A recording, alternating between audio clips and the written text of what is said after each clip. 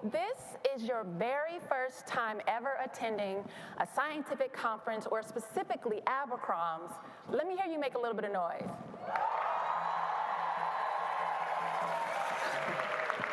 Okay, a lot of first-timers, I love it. Now, if you are an undergraduate student, let me hear you make some noise.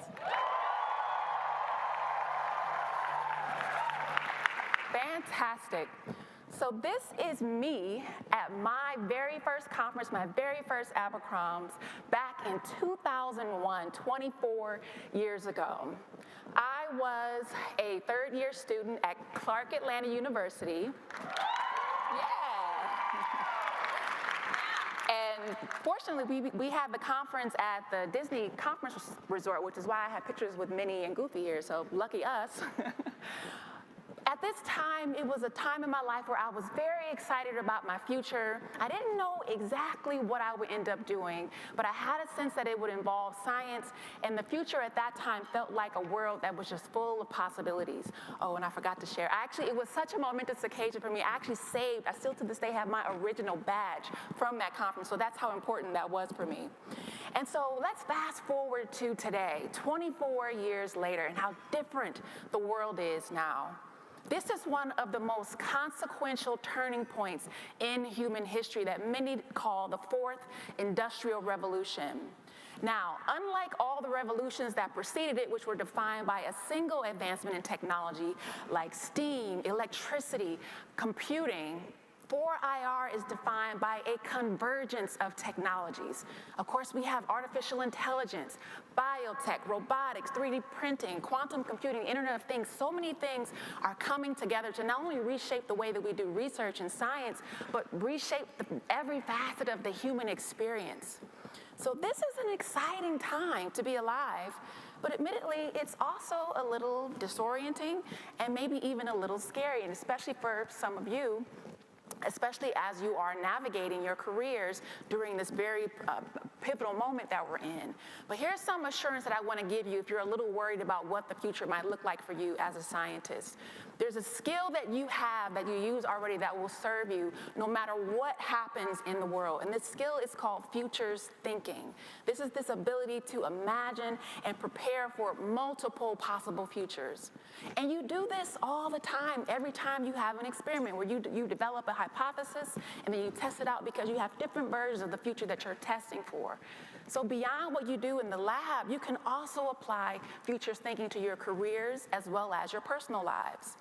I also want to talk about futures thinking as it has related to my own personal life and what I call the unpublished data of STEM journeys. So you heard a bit of my journey in my bio that was just read right now. But many times when you read a person's bio or you see their resume, there's a lot of things that we don't put on our resumes, like the times where we felt self-doubt, or when we experienced delays that felt like denials initially, or if we've ever experienced major personal life disruptions. One of the things that I have come to know is that when we do encounter these different experiences, it can also reshape the relationship that we have with the future and with our own sense of possibility and what can even happen for us.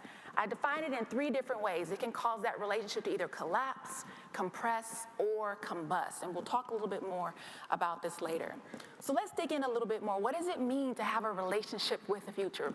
Well, if you think of it in a sort of a philosophical sense, and you call it futurity, it's thinking about not only your ability to imagine the future or possible futures, but your ability to see yourself in those different versions of the future. And when you see yourself in those futures, what feelings come up? Do you feel a sense of agency? Do you feel a sense of belonging? Do you feel a sense of hope and empowerment? This is what it means to have futurity. Now, let's come back to some of these the unpublished data that I talked about in my STEM journey. So let's start with self-doubt.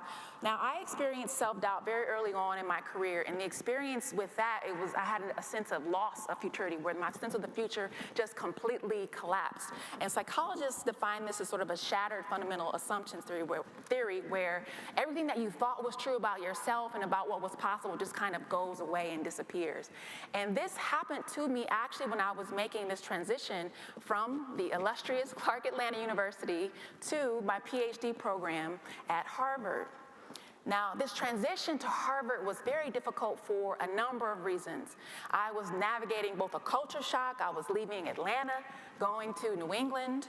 I was navigating a change from being in a rigorous chemistry program, now doing hardcore biology. And for the first time in my life, school was really hard. And I didn't feel smart anymore. And these feelings and this struggle came to be so great that I started to question whether or not I deserved to be at a place like Harvard. I figured, man, I'm having such a hard time. Surely they must have made a mistake. I don't deserve to be here. And what if someone figures this out at some point? Little did I know, this is known as imposter syndrome or imposter phenomenon. And this imposter syndrome did a number on me, on that confidence that I once had as a young woman and as a student at Clark Atlanta completely went out the window. And I walked around with deep anxiety about going to class, and I slipped into a depression, a deep, deep depression. And so after just one semester, I decided it was just too difficult to continue on in this fashion. So I took a leave of absence from Harvard, and I left and went to Hollywood. Now, this transition to Hollywood is not as big of a stretch as you might think. I actually always been in the performing arts as a kid, so I figured if I am going to get away from science, I'm going to go as far away as I can possibly get. Now, trying to become an actor is hard too. And I quickly discovered that I was not about this starve to become an actor life. And so I took a position as a substitute teacher in the Los Angeles Unified School District, primarily getting assignments at this one school that was right in the heart of South Central LA. If anybody's from LA or Southern California, you know about South Central. So this is what was considered an underserved community, and it was this experience working with these kids where I had a revelation. I realized that those feelings where I didn't sort of feel smart anymore and I was struggling with that, well, there are kids who could feel like that in the 7th grade. And if those feelings that I didn't experience until I was a graduate student that had already had a track record of success, if they could be so significant to make me leave a place like Harvard, how damaging could they be to a 7th grader? So this gave rise to this passion. I was like, wow, I really want to do something to help inspire kids and people to not feel the way that I felt when I first started graduate school. But I was not convinced if that meant I was supposed to go back to Harvard. And it was not until I was sitting in a movie theater watching the film Akeelah and the Bee, if any of you know it, and I heard this quote by Marianne Williamson for the very first time. And the quote says this: "Our deepest fear is not that we are inadequate. Our deepest fear is that we are powerful beyond measure. It is our light, not our darkness, that most frightens us. We ask ourselves, who am I to be brilliant, gorgeous, talented, fabulous? Actually, who are you not to be?" This quote struck me like a bolt of lightning. And in that moment, I knew I had to go back and finish what I had started. And I had to go back because, one, I started to miss science. I missed that stimulation of being a creative person and having questions you can ask about the world.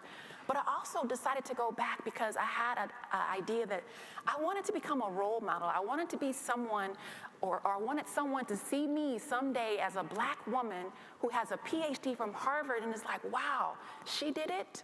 Maybe I can do it too. So I started to have this vision of my future that enabled me to go back to Harvard. And I was operating with kind of a micro futures thinking exercise. When I got back to Harvard, it was even harder the second time. Those imposter feelings were waiting for me like, welcome back, we missed you. But this time was different. This time I had a new perspective and an added incentive, and I was determined to not quit. So I kept going, and I kept that vision of my future self in mind. And slowly but surely, through a lot of blood, sweat, and literal tears, I made this transition from surviving at Harvard to thriving. And within 5 years, I completed my PhD. And as you can see, I was very happy on the day that I graduated.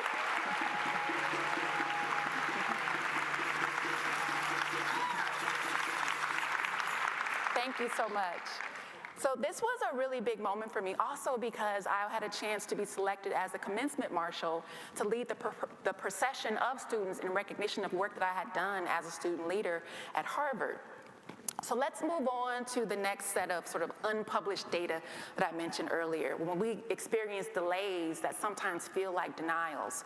Now, when we're pursuing an idea or a vision or a career path or whatever we're working towards, and if it doesn't work out right away, sometimes we can experience a kind of compression of our future where we only get focused on what's the next application or what's the next experiment or what's the next thing that feels very near-term and urgent.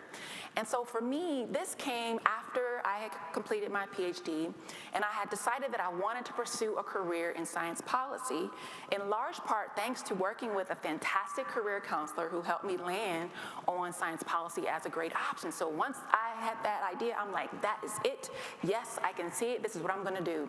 So I applied for one fellowship program, got rejected.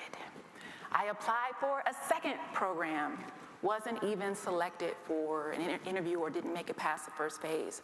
So if ever there was a time to start feeling like an imposter again, surely it was this. It was like, man, I have this fancy degree and I can't even get an interview for anything? What is going on? But I love this quote. It's from one of my favorite books, The Alchemist. If any of you have ever read it, I highly recommend it. One person clap, they know, you know about that book. And I love this quote because it talks about before we get to realize our dreams, we're tested in different ways. And I think part of the reason why I had to be tested before I could achieve my science policy dream was I had to get those, and to make sure those imposter feelings were under control. So in spite of those 2 failed applications that I had, I decided to continue to be highly ambitious, and I applied for an even more competitive science policy fellowship, the AAAS Science and Technology Policy Fellowship. And I applied for a placement with their congressional placement, which was super competitive. They were only taking, I think, 2 people. And so I was selected as an alternate. So I actually didn't succeed, but because I had not succeeded with the congressional placement, they actually took those alternates and interviewed us for a position at the White House. So as history would reveal, as you can see in this photo, I was able to land a position working with President Obama's PCAST. Thank you.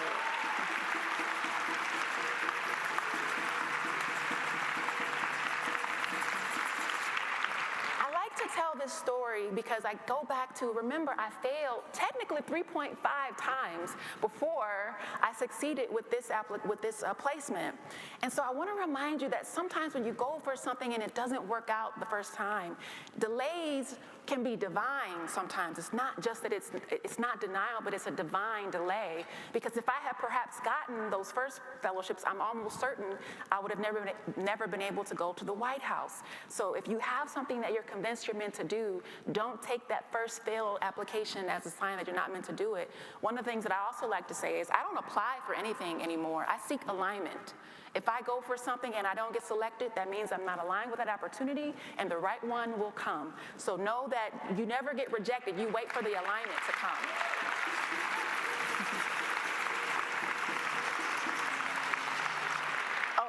And I always just like to point out, I describe this job as the absolute best fly-on-the-wall scenario. And in case you couldn't find me in the picture, there I am in the red circle there in the meeting. So let's get to that last piece of unpublished data that I talked about in my STEM journey, where you can experience personal life disruptions. And so starting in the year 2020, I went through a season of tremendous personal upheaval. In September of 2020, my father passed away suddenly. In February of 2021, I was diagnosed with a very early stage form of breast cancer.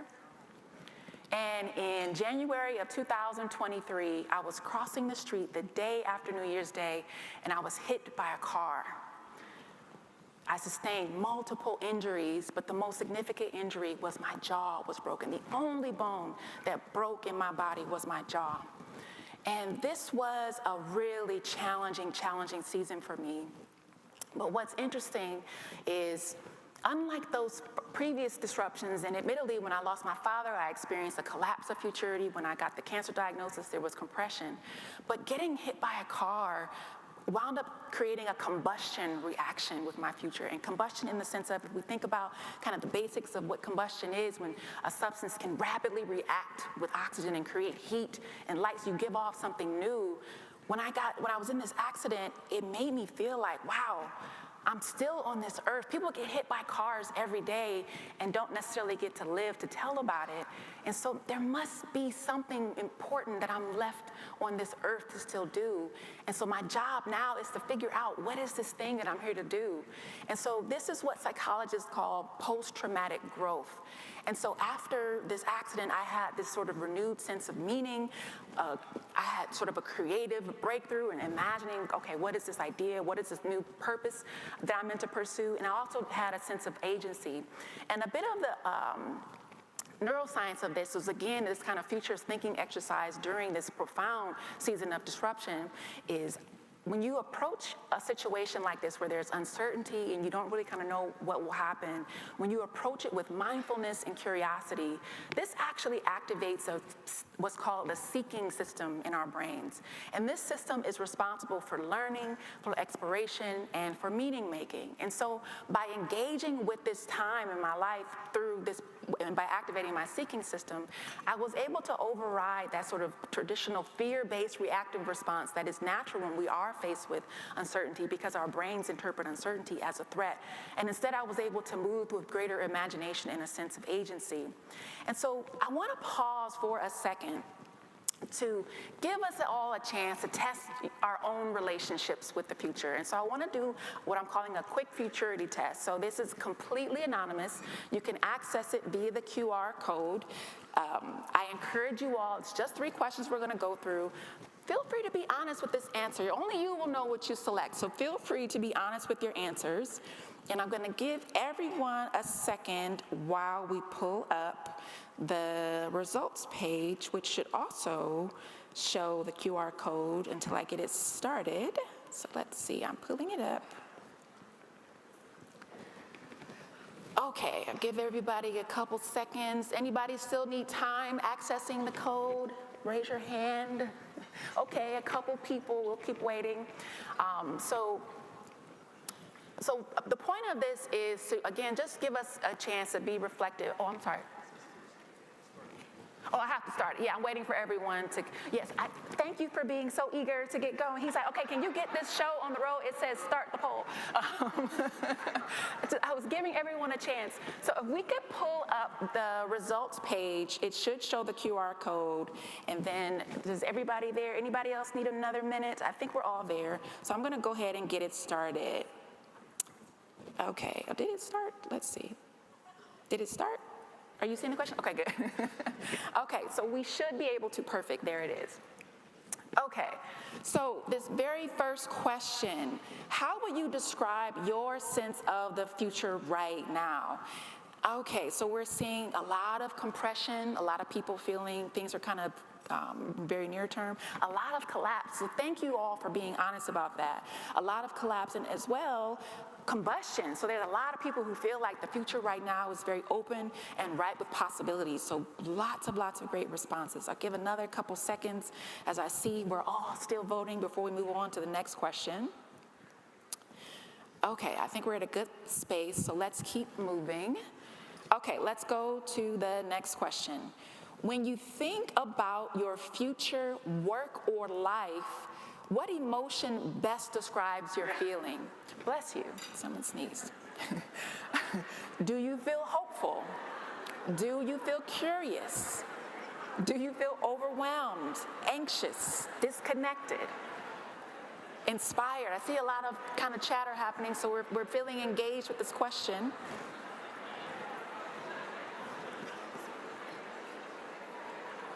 Okay, so before I lose the room, okay. What's good?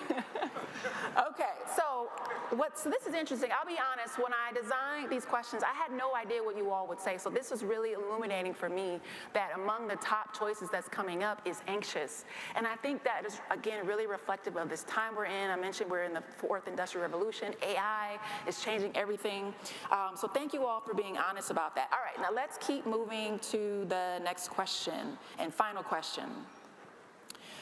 How often often do you intentionally imagine your future self or your future impact?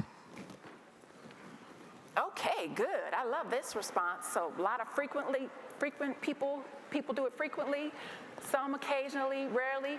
You know what, I'm not mad at the nevers, okay? You know, just be in the now. I get that. I totally get that. Okay, so give yourselves a round of applause for participating in that with me.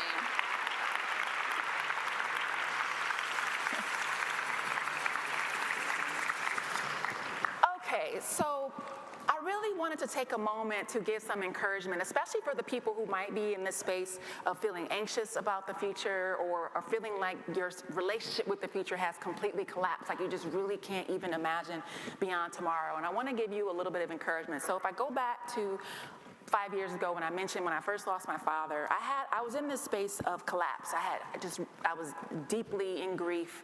I'm a daddy's girl, so when my father passed away, it completely turned my world upside down.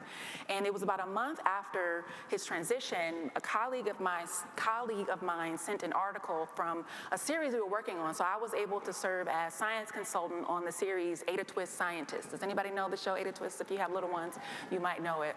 So I was science consultant on this show, and it was something about reading this article that my name was included in as science consultant working on a series that would hopefully inspire kids around the world to be curious and to be interested in becoming a scientist or an engineer. And it was reading that and this work that I was doing that was going to have impact on a global scale that was, in a way, it was like my future was kind of whispering to me to come forward. You have to keep going. I know you're in a hard time, but you have to keep moving forward. And then the next instance where my future kind of whispered to me to keep moving forward was also right after, when I mentioned I had the breast cancer diagnosis, I had to undergo a lumpectomy. And so the first script that I read after the lumpectomy, I'm reading the script and I see my name in the script and I'm kind of like, I'm in a daze, like what's going on? And then I realized they had created a little Knatokie character. And I know, right? And so you can imagine I'm like in this really sad and depressed state, and I'm reading the fact that there's gonna be a little Knatokie character that's friends with the main character, and that maybe someday there will be a little kid who's like, wow, I'm watching this show, and this kid has really cool glasses, like what's her deal? And then they realize that she's actually based on a real person. And so now, they gave her my adult glasses, but they did not give her my legendary front teeth that I had as a kid. I was a little disappointed about that. But it was, again, these different ways, and in many respects, this project and working on Ada Twist was a divine assignment as well, because it kept pulling me forward when I was in these really low lows. And so I just bring this up to tell you all, it's so important to have a bold vision of your future. And when I come back to the accident, and as you could imagine, being a person who was a speaker, I had a whole career as a speaker and a livelihood that was built on speaking before this, and it was not lost on me, the symbolism of it was my jaw was the only bone that broke. And I wish I could tell you that that combustion reaction was persistent, and just the moment I realized that everything, I stayed motivated and I stayed encouraged, but it wasn't the case. And I have a very distinct memory of one day I had just gotten my jaw wired completely shut, and I was soaking in a bathtub. I'm still sore from the accident. And I heard that voice, that fear voice, creep in and say, what if you have a speech impediment and you're not able to really speak as well anymore? What if you're not able to speak for long periods of time because you're gonna have pain because of the severity of your jaw fracture? So I heard that fear that tried to creep in. But then I heard another voice. And in many ways, I feel like it was almost this version of me today that was calling out to me almost 3 years ago. And the voice said to me, in the future, it's not going to matter how you sound. You don't need to sound perfect. The only thing that's going to matter is the words that you're speaking, the beauty of the words and the intention of trying to speak life and trying to encourage people. That is the only thing that's going to matter. And in that moment, I had a vision of myself on a stage.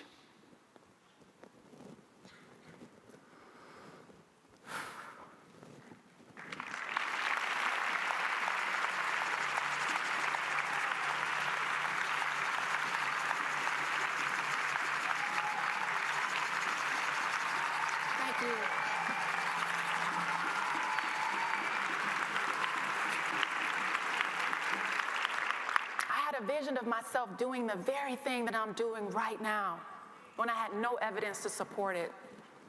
But that vision is what compelled me to keep going through recovery, to do all of this hard work.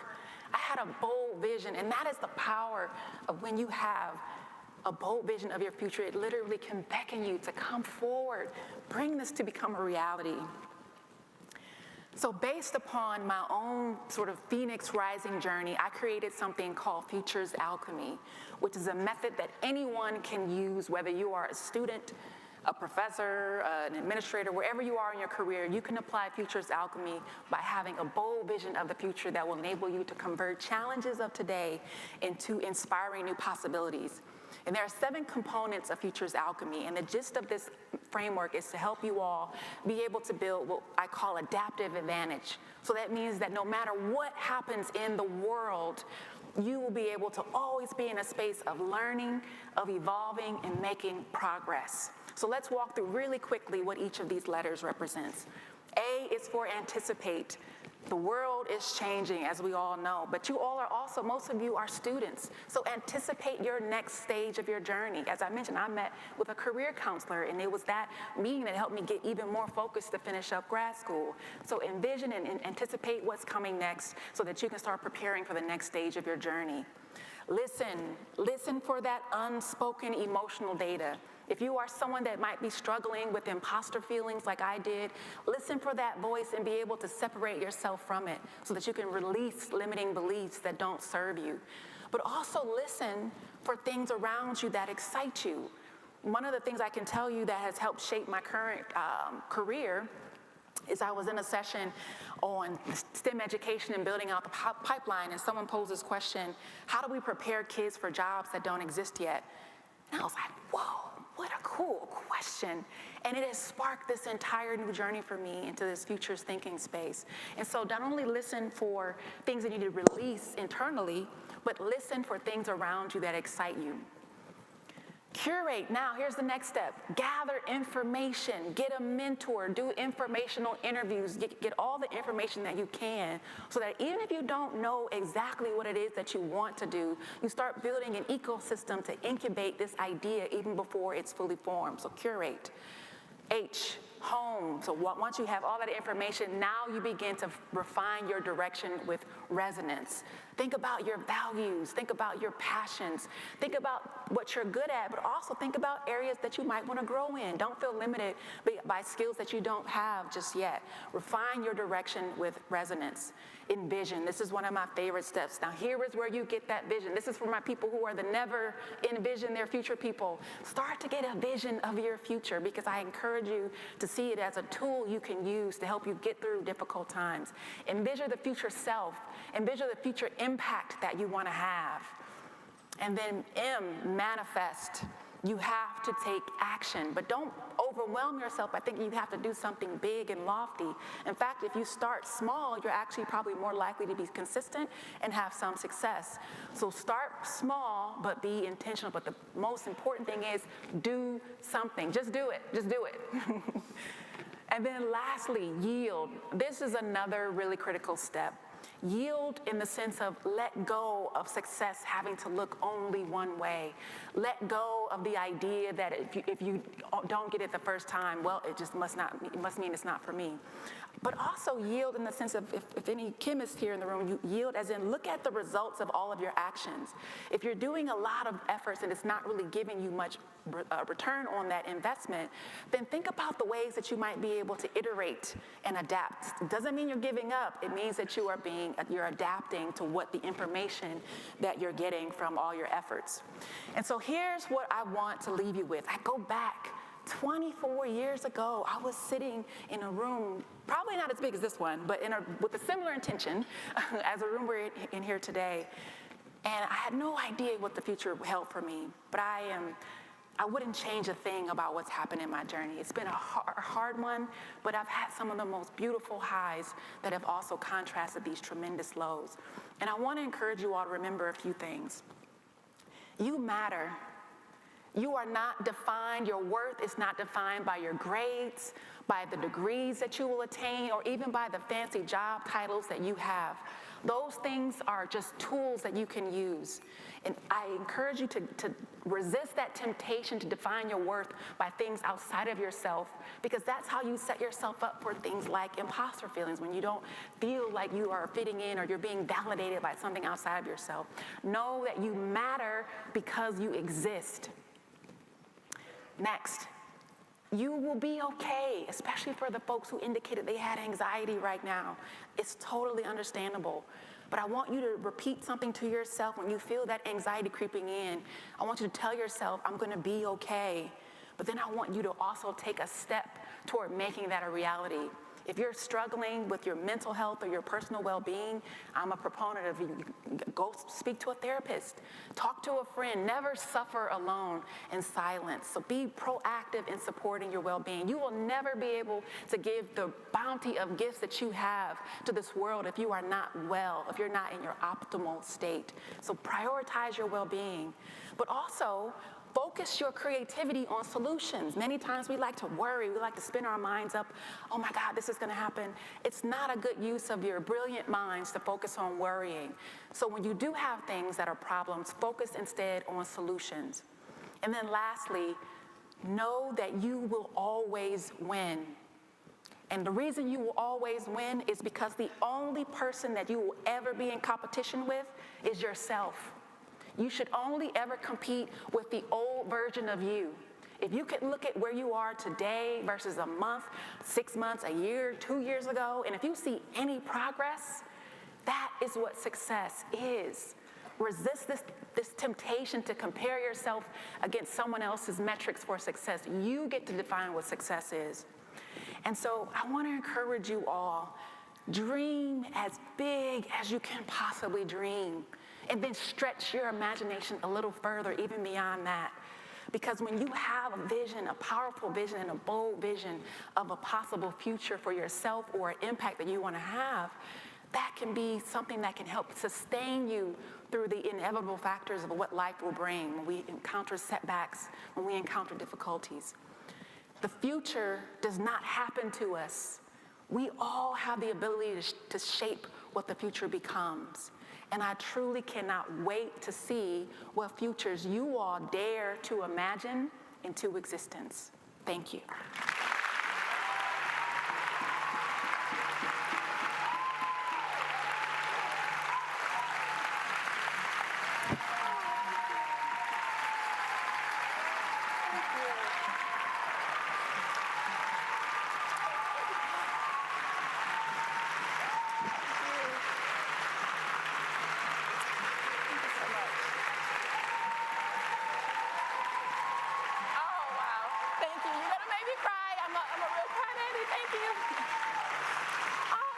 Thank you so much.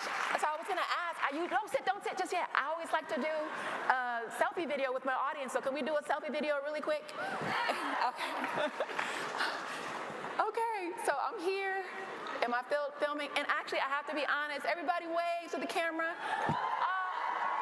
Look at this beautiful, beautiful audience. They gave me a standing ovation, guys. Oh my God, I'm such a crybaby.